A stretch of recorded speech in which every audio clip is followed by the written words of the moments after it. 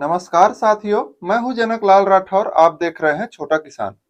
साथियों, इस वीडियो पर हम चर्चा करने वाले हैं कि सरसों का जो भरपूर उत्पादन है, जैसा कई सारे किसान मित्र बोलते हैं या फिर जो कंपनियां हैं, संस्थाएं हैं, ये दावा करती हैं कि हमारी जो वैरायटी है यह 12 से लेकर के 15 क्विंटल 16 क्विंटल तक उत्पादन दे देती है। कई सारे किसान मित्र भी ऐसा कमेंट में हमें बताए हैं कि हमारा 15 क्विंटल तक उत्पादन हुआ है। लेकिन कई सारे किसान मित्र ने हमें कमेंट पर बताया है कि हमारा 6 से 8 क्विंटल से उत्पादन ज्यादा हो ही नहीं रहा है। प्रति एकड़ की बात कर रहा हूं, तो प्रति एकड़ में इतना उत्पादन नहीं हो पा रहा है। तो आखिर क्या कारण है कि जो कुछ किसान वर्ग हैं जो कि 12 से 15 क्विंटल तक उत्पादन इस एवरेज पर लेते हैं, लेकिन कुछ किसान वर्ग हैं जो कि 8 से 10 क्विंटल के बीच पर ही उत्पादन लेते हैं। तो इन दोनों के मध्य, मतलब कि इनके मध्य क्या अंतर रहता है, क्या घटनाएं घटती है या फिर क्या प्रक्रियाएं अपने आप में करते हैं कि उनका उत्पादन जो कम रह जाता है 8 से 10 क्विंटल और किसी का उत्पादन 12 से 15 क्विंटल तक चला जाता है। तो आइए हम इस वीडियो में यही चर्चा करने वाले हैं कि आखिर क्या प्रक्रिया होती है कि आप कम उत्पादन ले पाते हैं, आखिर क्या प्रक्रिया होती है कि आप ज्यादा उत्पादन लेने के लिए अग्रसर हो सकते हैं। दोस्तों, इस वीडियो में हम कई सारे बिंदुओं को चर्चा करेंगे, पॉइंट टू पॉइंट चर्चा करेंगे, इसलिए वीडियो को अंत तक जरूर देखिएगा ताकि कोई बिंदु आपसे मिस ना हो पाए।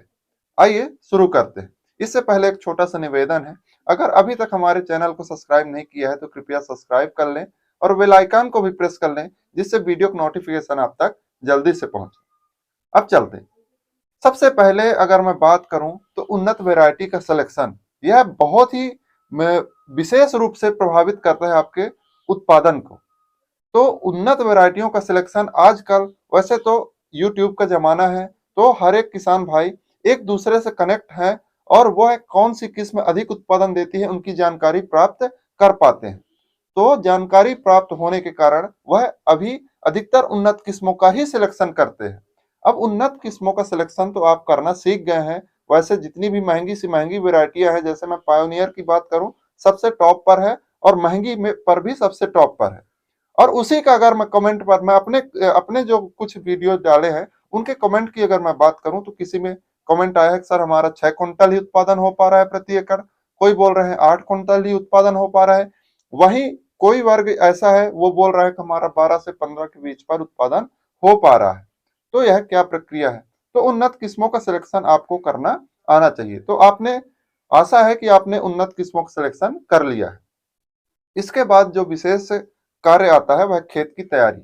खेत की तैयारी निर्भर करता है चाहे कोई सा भी फसल हो, विशेष रूप से बेहतर उत्पादन के लिए खेत की तैयारी निर्भर करता ही करता है। अब खेत की तैयारी में क्योंकि सरसों का जो जड़ है वह गहराई तक जाता है, सरसों का जड़ गहराई तक जाता है और गहराई तक जाने के लिए आपको मिट्टी की या फिर अपने खेत की तैयारी नीचे तक करनी रहती है, मतलब कि खेत की गहरी जुताई करनी रहती है। अब अगर आप गहरी जुताई नहीं करेंगे तो सरसों की जो जड़ का विकास है वो नहीं हो पाएगा। जब जड़ का विकास नहीं हो पाएगा तो क्या आपके पौधे का विकास अच्छे से होगा या फिर पौधों का जो तना है वो मजबूत होगा या पौधे मजबूत होंगे? नहीं हो पाएंगे। हाँ, अगर आपने खाद का बेहतर प्रबंधन किया है लेकिन खेत की तैयारी अच्छे से नहीं की है, तो आपका पौधा तो बड़ा होगा, लेकिन जैसे फलियां लदने की प्रक्रिया होगी या फिर फलियां लदेंगी, बन जाएंगी, उस समय आपको गिरने की समस्या देखने को मिलेगी। क्यों? क्योंकि आपका जो जड़ का फैलाव है वह नीचे तक नहीं गया है। पौधा हाइट तो ले लिया, बढ़िया शाखाएं दे दिया, आपने खाद का बढ़िया प्रबंधन किया है, लेकिन थोड़ा भी विशेष परिस्थिति आई, मतलब कि हवा चली विपरीत परिस्थिति पर, आपका पौधा गिर गया, दूध का भराव कम हुआ, आपकी जो दाने हैं वह, उस पर जो गुणवत्ता है, जो क्वालिटी है वह कम हो गई। यह एक, इस प्रक्रिया को हटाने के लिए गहरी जुताई जरूरी है। तो गहरी जुताई आप करिए, मिट्टी को समतल करिए, भुरभुरा करिए, इसके बाद बुआई करिए। ये दूसरा है। तीसरा अगर मैं बात करूं, बुआई के समय बीज उपचार बहुत जरूरी है। बीज उपचार एक स्वस्थ अंकुरण के लिए, जो पौधा है, जो आपका दाना है, बीज है, उसके स्वस्थ अंकुरण के लिए बीज उपचार बहुत जरूरी है। कई सारे वर्ग ऐसे हैं जो बीज उपचार करके बुआई करते हैं, कई सारे ऐसे किसान वर्ग हैं जो बीज उपचार करके बुआई नहीं करते हैं। लेकिन बीज उपचार करने पर कोई ज्यादा पैसा का खर्च नहीं होता, कोई ज्यादा आपका लागत नहीं लगता है। आपको 2 ग्राम से 2.5 ग्राम किलो बीज लगता है और 1 किलो बीज ही 1 एकड़ के लिए पर्याप्त होता है।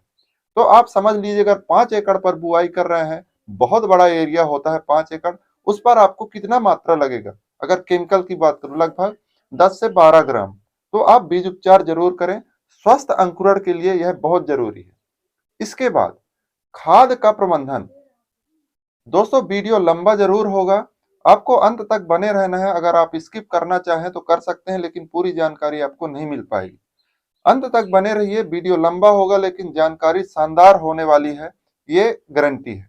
अब मैं बात करता हूं कि खेत में खाद का कैसा प्रबंधन करना है। चूंकि हर एक किसान वर्ग बेहतर उत्पादन लेने के लिए हाइब्रिड किस्मों का सिलेक्शन करता है, बम्पर पैदावार देने वाली किस्मों का सिलेक्शन करता है, जिससे बेहतर उपज मिले। अब बेहतर उत्पादन लेने के लिए हम तो जमीन से निकाल रहे हैं, पौधे हमारा बड़ा हो रहा है, उत्पादन बढ़ रहा है, लेकिन उसके लिए आपने खाद का क्या प्रबंधन किया है?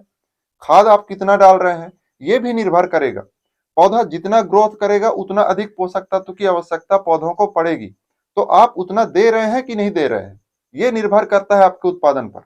अब मैं पिछले कई सारे वीडियो में खाद का जो शेड्यूल बताया हूं, ऐसे 3-4 कमेंट ऐसे आए हैं कि आप खाद बहुत अधिक बता रहे हैं।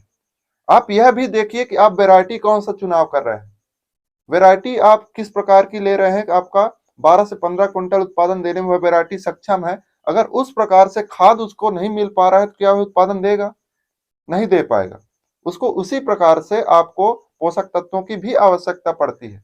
अब जो रिकमेंड करती हैं कंपनियां, जैसे उनका मान लीजिए पायोनियर है, श्रीराम है, एडवांटा है, RH 725 है, बहुत ही अच्छी वैरायटियां हैं, उत्पादन अच्छी देती है। और अन्य वैरायटियां भी हैं जो अच्छी उत्पादन देती हैं, लेकिन वह खाद का भी एक शेड्यूल बना करके देती है कि आप हमारे इन किस्मों पर इतना खाद की मात्रा दें, तभी आपका उत्पादन होगा।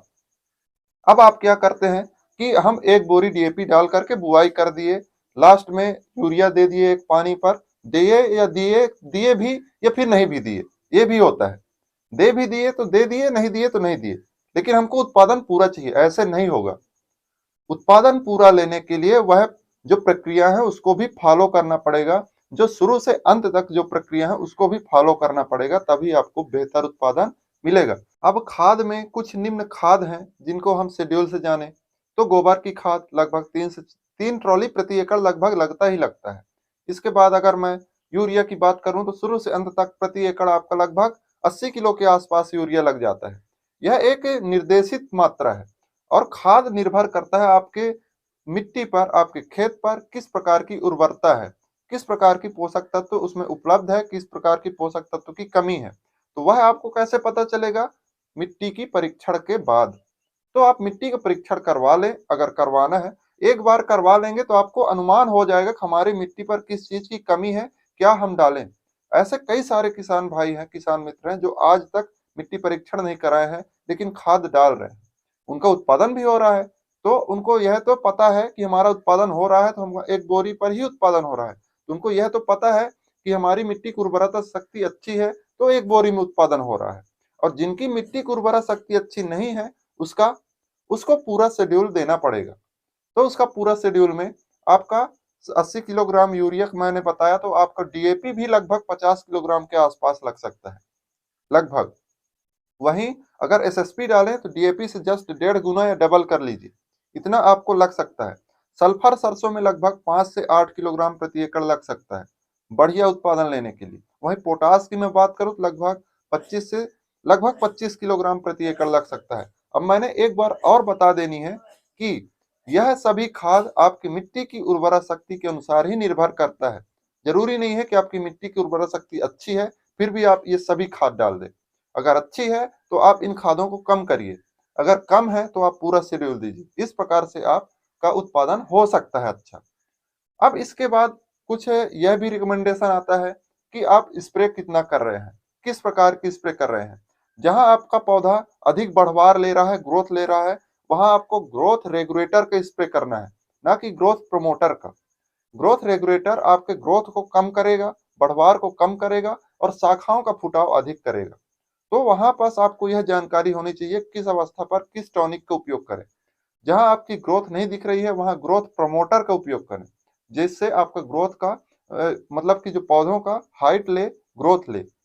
अब फूल फल आते समय भी आपको कुछ स्प्रे करनी रहती है, जो किसान भाई अधिकतर कर देते हैं या फिर नहीं भी करते हैं, जिनकी मिट्टी पर या फिर पौधे बहुत ही अच्छी दिख रही हैं वो नहीं करते हैं, उनका उत्पादन बढ़िया होता है। लेकिन जिनका पौधा अच्छा नहीं दिख रहा है, उन्हें ने बेसल डोज पर कुछ खाद की कमी की है, उनको फूल या फल आते समय एक स्प्रे जरूर करना है, वह है 05234।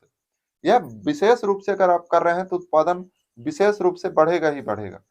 इसके बाद आपका जो प्रक्रिया है पानी देने का, ये पानी देते समय खाद का या निराई गुड़ाई का अगर यह समय पर नहीं कर रहे हैं तो आपका उत्पादन प्रभावित हो सकता है।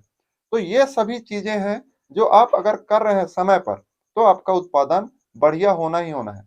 अब लास्ट पर एक चीज और, मौसम या पर्यावरण या प्रकृति अगर यह साथ दिया तभी आपका उत्पादन विशेष रूप से संभव है। कई समय क्या होता है कि अधिक ठंडी, अधिक पाला होने के बाद चाहे कितनी भी सहनशील वैरायटियां हो, अगर ज्यादा ठंडी हो रही है, ज्यादा पाला गिर रहा है तो वह प्रभावित होती ही होती है, पौधा स्ट्रेस पर जाता ही जाता है।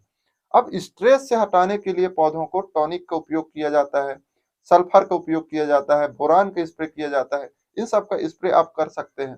तो जैसे आपके अधिक प्रभावी रूप से ठंडियां बढ़े तो आपको गर्म जो तत्व हैं जैसे सल्फर, इनका छिड़काव करना है, जिससे आपका पौधा मेंटेनेंस अपना बनाया रखे और बढ़िया ग्रोथ करता रहे। तो ये सब चीजें आपको फिर से बेहतर उत्पादन की ओर अग्रसर करता है। और एक बात फिर से मैं कहना चाहूंगा, अगर प्रकृति सही रही, प्रकृति का जो प्रभाव सही रहा तभी आपका उत्पादन सही होगा, और उत्पादन होता भी है, ऐसी बात नहीं है। तो कुछ चीजें जो मैंने बताई हैं ये आपको अपने अनुभव पर उपयोग करना है, आपने अपने अनुभव पर ही आपको यह सभी चीजें अपने खेतों पर अप्लाई करना है। आपको हमसे ज्यादा अनुभव होगा क्योंकि आप अधिक खेती करते हैं, तो आपको अपने अनुभव पर ही ये सब कार्य करना है। तो आप देखेंगे अगर आप ये सभी कार्य कर रहे हैं तो आपका उत्पादन 12 क्विंटल प्लस हो सकता है। दोस्तों आपकी ये हमारी यह जानकारी आपको कैसी लगी, कमेंट बॉक्स पर जरूर बताएं। अच्छी लगी हो तो लाइक करें, शेयर करें, और चैनल पर नए हो तो सब्सक्राइब करना ना भूलें। मिलते हैं अगली वीडियो में एक नई जानकारी के साथ, तब तक के लिए धन्यवाद। जय हिंद, जय भारत।